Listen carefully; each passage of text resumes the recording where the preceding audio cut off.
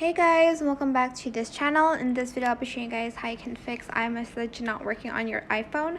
So first, you're going to actually activate iMessage if you have not done that yet. Obviously it's not going to work, so select messages here and then enable the iMessage section, and you're just going to wait for activation. You can activate it with your email as well as your phone number. And if you went up to like your profile here and went to name, phone numbers, and email, and your name isn't there, your number isn't there, as well as your email, it won't show up.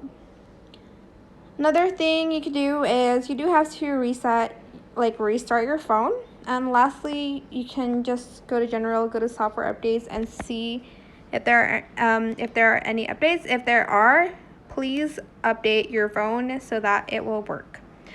I do have to update it, as you can see, but that is it. I hope this tutorial was helpful for you guys. Don't forget to like, comment, share, and also subscribe to this channel if you haven't done that already.